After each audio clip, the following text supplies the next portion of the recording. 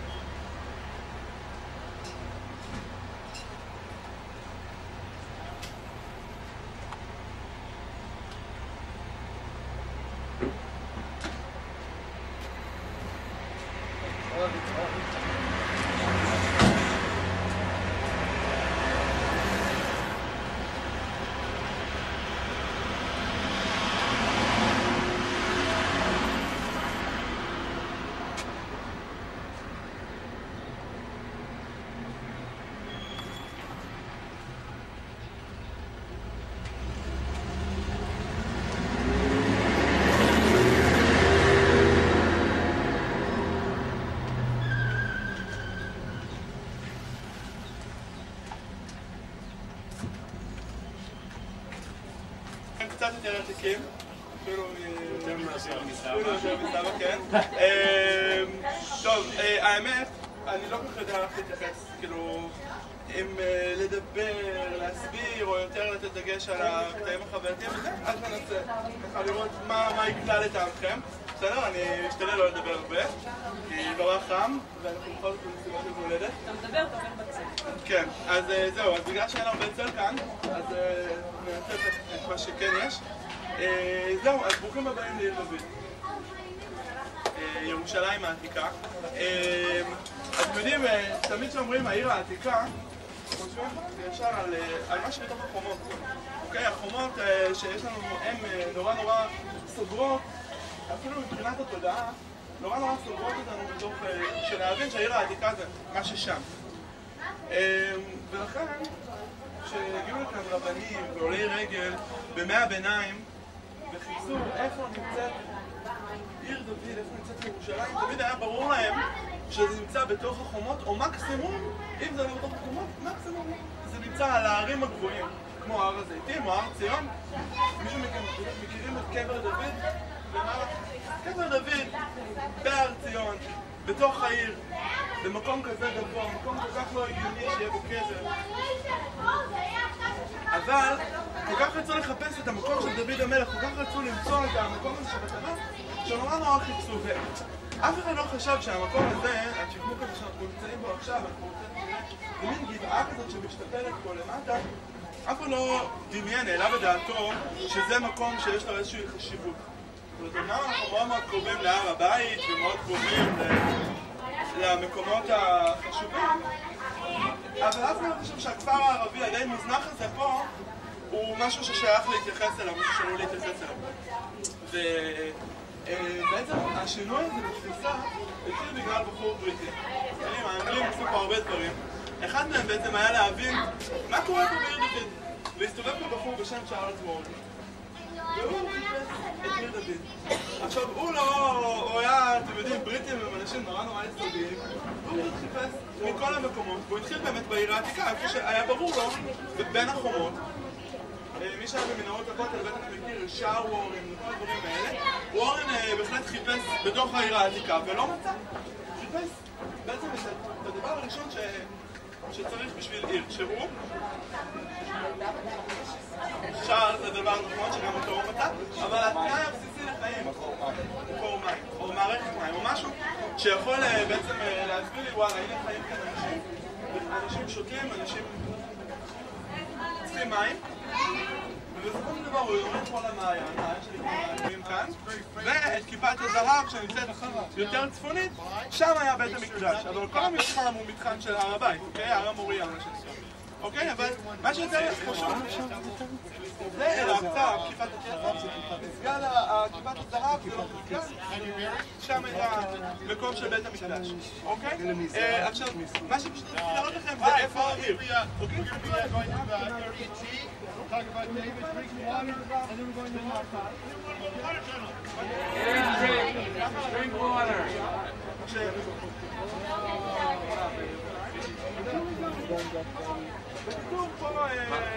ככה לכיוון, אוקיי, שהיה עמוק הרבה יותר, ואתם רואים שהאוטובוסים שם, והמכוניות של השמאל, עכשיו האוטובוס עובר. We're going off this direction, please. רואים? למה צריך שביקש לו בכלל?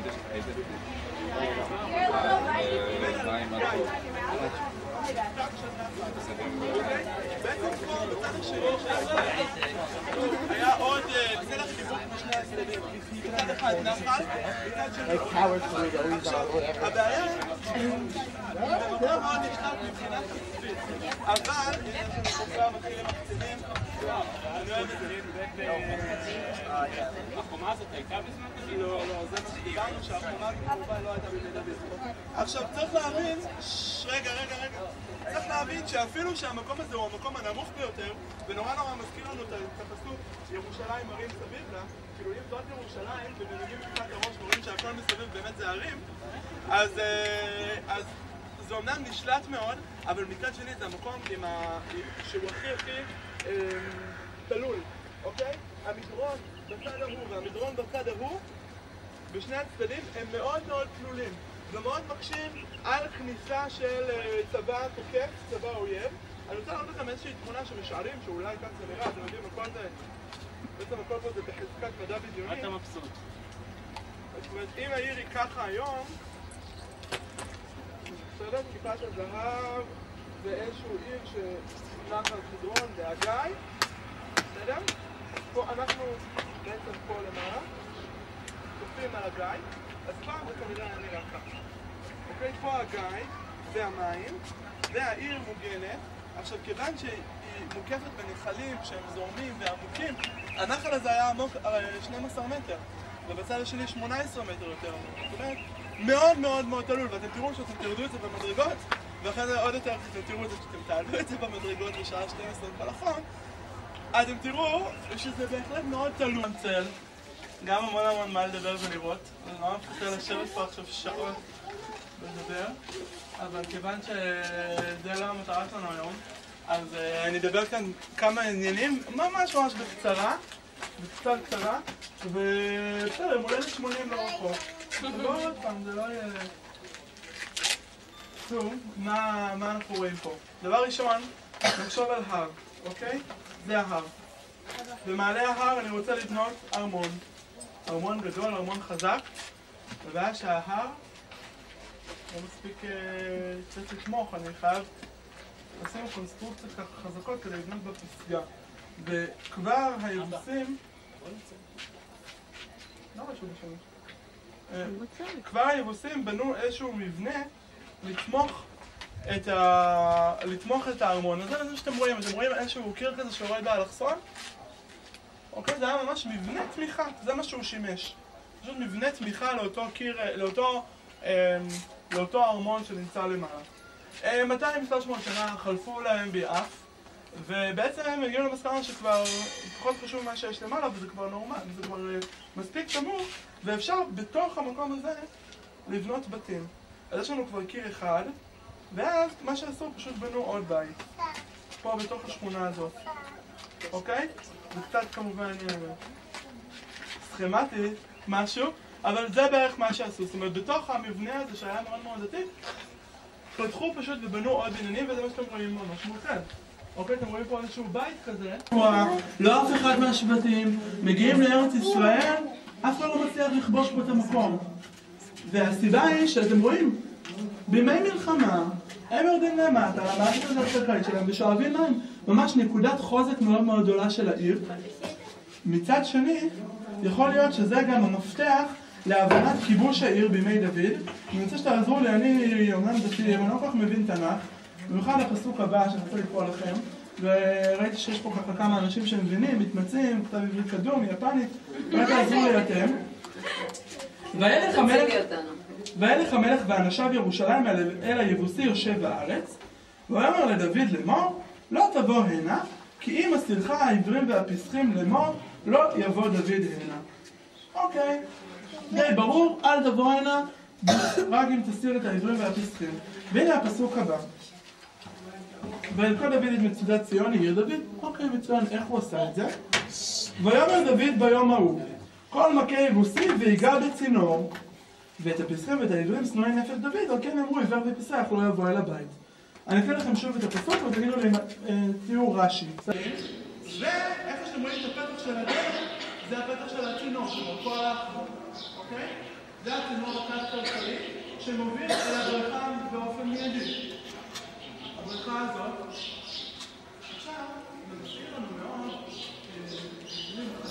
מדברים על תשעה באב, מדברים מה עוד שלה אפשר להפות את תקופת הפסח. זה היה היום של המרגלים. המרגלים חזרו למדבר ואמרו, אי אפשר לכבוש, אי אפשר להגיע. ואם נזכר לנו במרגלים, שבו לפני תשעה באב, מה המרגלים אמרו? זוכרים את המרגלים? מה אמרו? ארץ של ענקים, בנים בעינינו כחברך. אנחנו לא יכולים. הם אמרו, לא, אנחנו מרגישים כמו חגבים, כמו חרקים. ואם תסתכלו, תחשבו על בן אדם שמסתובב עבד שמגיע מהמדבר, ממצרים, עומד פה מתחת לבסיס הענק של המגדל הזה, והמגדל הוא מה שהם אומרים בצורות גדולות בשמיים. מה? המגדל לא היה שפר. בטח שזה היה, את המגדל בנו בימי אברהם אבינו. והם באים הרבה שנים אחר כך. הם באים לכאן וערים בצורות גדולות בשמיים, זה לא סתם. ובאמת על השמיים. ובעיניי המסר שלי שאני תמיד אומרת זה...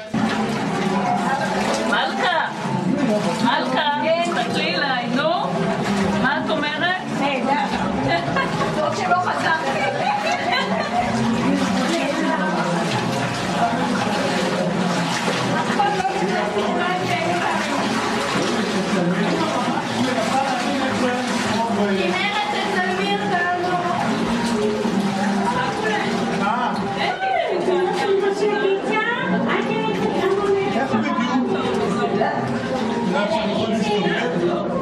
עוד פעם שלום.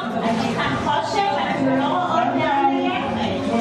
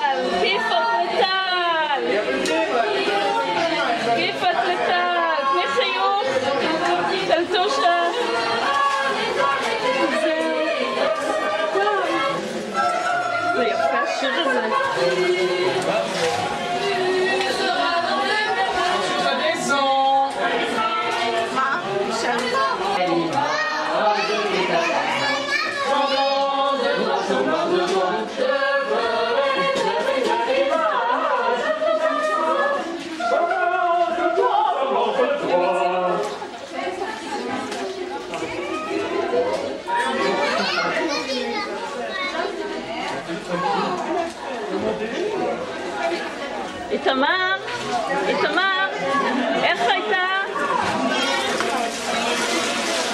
איך היה תמר?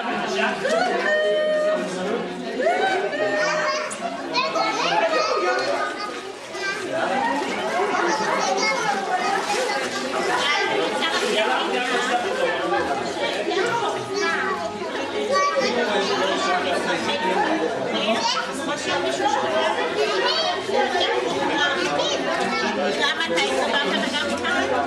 כל הכבוד. כל הכבוד למס. מהר, למה פינת מערבות בעולם? סבאי, מקושר יפה הכי בעולם. אוקיי, תראה לנו נתרה ועכשיו מריפה בשביל.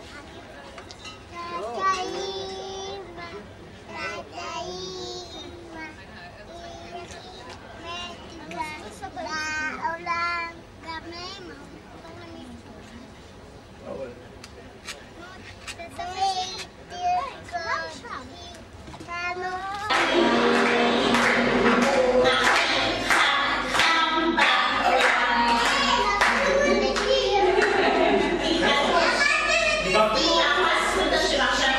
רק אתם.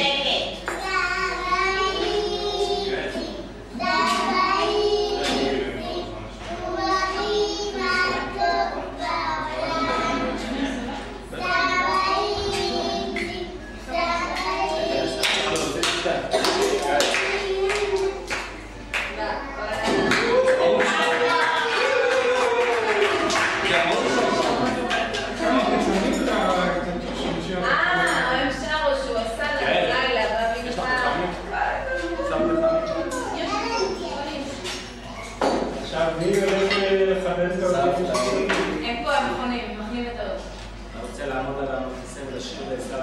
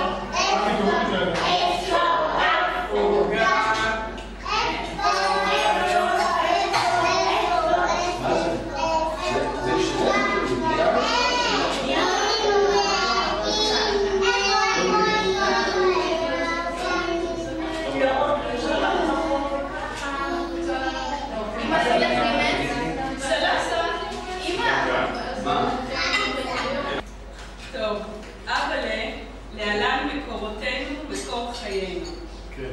בשנה שעברה ישבנו כך באופן דומה בקפה על יד הים. נהנינו מהיופי, ספרנו מסוקים, והתבדחנו על החבר'ה שרצו דרומה במקום צפונה על החוף. הפעלנו את כל הכלים הפסיכולוגיים כדי שנוכל לחגוג עם מקורותינו ועם פרשנינו לצורך העניין אימא בשעה שמתחוללת מלחמה. מקורותינו מסר אז לפני שנה מידע קודם מהצפון. מקורותינו כבר שנים נצמד למהדורות, והחדשות מה לעשות לא משתפרות. פרשננו מנסה להעביר מסרים מעודדים כי הוא תמיד אופטימי. אך מקורותינו, שהוא מטבעו פסימי, נצמד שהתקשורת מעבירה והוא מושפע, כי אי אפשר שלא להיות מושפע. מקורותינו כבר יודע שהתקשורת אשר נותנת את הטון מנגנת צלילים צורמים בזמן האחרון. פרשננו האופטימי קצת התעייף מלפזר הודעות מרגיעות לאזור. וכך, בגיל 75, אנחנו מוצאים לא עלינו את מקורותינו מדוקדק ואת פרשננו מפוקח. אנחנו הניזונים ממקורותינו מפרשננו, מה נאמר ואיך נרגיש, שהרי אנחנו דור הסבבה, לא דור החסמבה. לכן, בתור שליחתנו לענייני האור שבקצה המנהרה, הרשו לי לעדכן הפעם את מקורותינו. ופרשננו ודאי תיתן את הסכמתה. אבל כוחותינו שנה קשה, אבל שוב אנחנו חוגגים. תסתכל סביב, תתרכז, בפנים. זה לא ישודר הערב במהדורה. משפחה התכנסה על ילדיה, נכדיה וחבריה, לחגוג אחר חגות יום נוסף, גם ובמיוחד יום הולדת. יום נוסף של הבנה, סליחה, אהבה וכבוד הדדי. כפי שאמרתי, יש אור והוא לא רחוק בקצה השני. מקורותינו, ביום הולדת 75, הרשה לנו להעביר לך ברכה. יהי מקורך ברוך ושמח מאשת נעוריך. אם אתה רוצה פירושים, זה משלי, רשמתי ואפשר לגשת. לך מקורותינו, מקור חיינו, הרבה מזל טוב ועשייה ברוכה בכל אשר תפנה. וביקשתי להשאיר כוס לחיים כי רציתי שנרים כמובן כוס לחייך, לחיי המשפחה והחברים ולחיי השבויים והנעדרים. חי!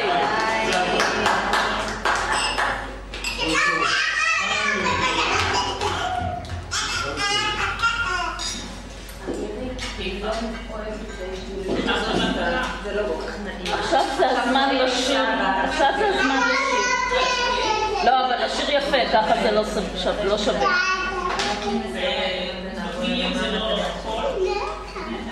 המכסים זה... רגע, זה יש פה. ויש ברכה טובה.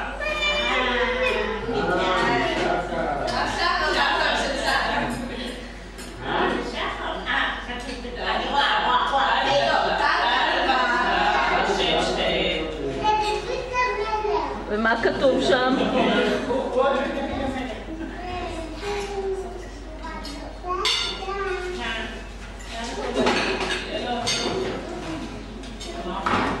שלום.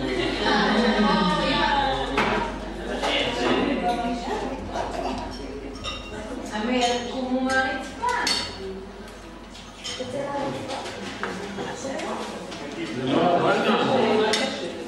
לא, רימון ממולגן. יש לזה משקל, אה? איזה גאווה לחיים כבר.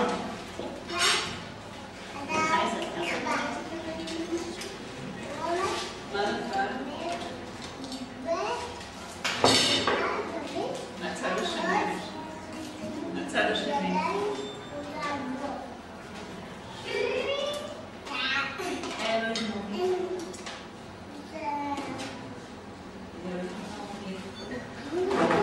משובץ יהלומים? מה? בטח. לא יודעת אם יהלומים, אבל תראה. תעביר.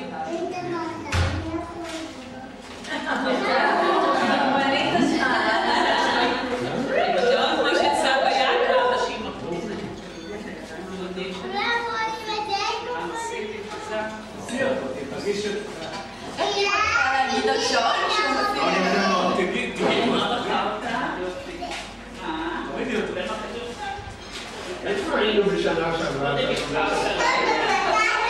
המקום שאתם נרצתם. איך קוראים למקום? איך קוראים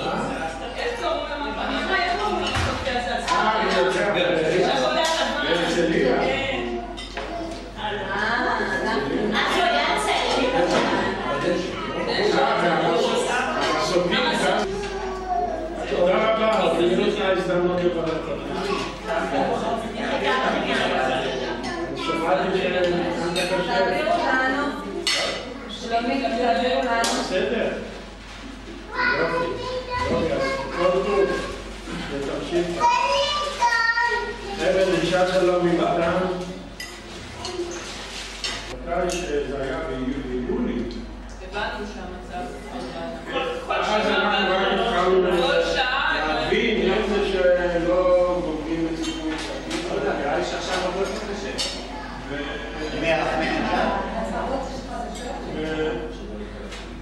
והעתיד לא היה ברור, ועמיחי צודק, גם עכשיו העתיד לא ברור. לפחות יש לנו מלך בישראל. אבא, אף פעם העתיד לא ברור. שמעון פרס, אתה מבסוט ממנו? ממש לא. לא, אז לא. אבל הוא אמר את זה בציניות. מה קורה? אמר את זה בציניות. לא לומד. בכל אופן, איש אחדות ההבנה. אני מקבל. עדיף הפשפשת שמראה שעברנו את השנים האחרונות, את כל השנים, עד שנולדנו. השנה האחרונה, שהיא גם הייתה קשה, והיה בהמשך הדרך, במשך הדרך, היו שנים אולי יותר קשות מהשנה האחרונה. מלחמת 6 שנים, מלחמת יום כיפור, אני מדבר, במלחמת העצמאות לא הייתם, אבל היו שנים קשות, והיו גם מצבים קשים. בכל אופן, לפי העבר, יש לקוות שגם הקשיים של עכשיו נדע או ידעו או נצליח להתגבר עליהם. אמן. היא שאלה איך שרואים את ההתפתחות ההיסטוריה. יש כאלה שאומרים שההתפתחות היא מובילה לקראת שלבים יותר מתקדמים, לקראת עתיד יותר מתקבל על הדעת, שאפשר יהיה לחיות אותו, ויש כאלה שמנבאים חורבן. בכל אופן, אני מציע לקחת את שתי האפשרויות, את שתי האפשרויות בין בחשבון. גם לחזור למצב הגבוה ביותר שיכול לקרות, וגם לראות את העתיד. אז בכל זאת לבנות בית יבל זה קרוב מדי, יש לו רציתי כל מה. אבל אתה אומר שמה שנולדת היה קשה, אז יש בדיחה על זה שאומר לאשתו, כל החיים שאני כך, היית לצידי כשאני קשה, כשחליתי, היית לצידי, כשילדתי מלך עשה, היית לצידי, כשנשרפת מהבית, היית לצידי, זהו, הגיע הזמן, את עושה לי מזל רע.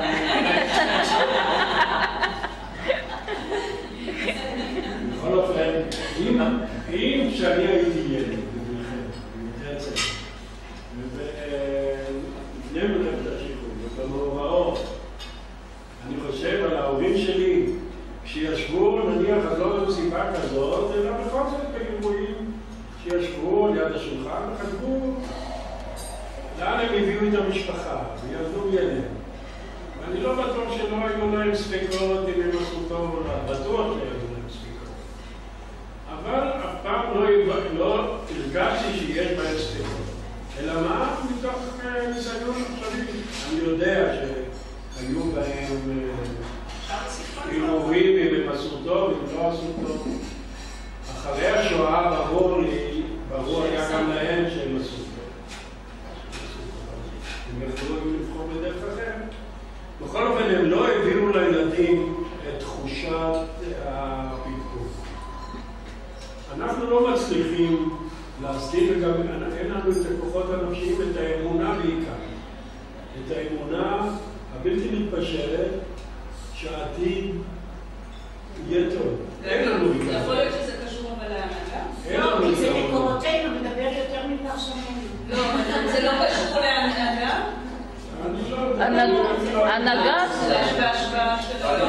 הנהגה קמה בהתאם לדור שהיא מנהיגה אותו. זה לא קשור להנהגה. גם האמונה, תקדים הלבון, שהאמונה והעתיד של העם היהודי הייתה כרוכה בחוגי החלוצים בעתיד של החברה הסוציאליסטית. אתה מדבר על העת החדשה? לא, אני מדבר על מאיפה ההורים שלי שעברו את האמונה שלי. הם היו בטוחים שהם הולכים ליצור אדם חדש, עתיד חדש, וזו הדרך. חברה חדשה. זה לא שאלה לדעתי. הם היו דתיים. הם לא היו דתיים. למה העם היהודי ציונית סוציאליסטית? למה לדעתך העם היהודי אחז מעמד כל השנים לעומת עמים אחרים? כי העמים האחרים רדפו אותו כל הזמן. אולי זה בגלל לעם היהודי בדרך כלל לא היה קשר למקום. איפה שהם היו, הם נשארו יהודים ושמרו על הגחלת. זה לא נכון. בלי שום קשר. דרך אגב, זה לא נכון. היסטורי. זה לא נכון. העם היהודי היה כל הזמן בגלות. הוא יותר שנים בגלות. כן, אבל זה... הרומאים, כשהם רצו להחריב עם, הם באו, כבשו אותו, לקחו את האוכלוסייה וחילקו אותו בכל העולם. היהודים עשו להם את זה, כמה שהם עשו להם את זה, והיהודים בגלל, אני חושב שהאמונה שלהם לא קשורה למרכז... זה לא נכון, אבל... מדינת ישראל הייתה מרכז רוחני רוב השנים לעם היהודי, ולא מרכז פיזי.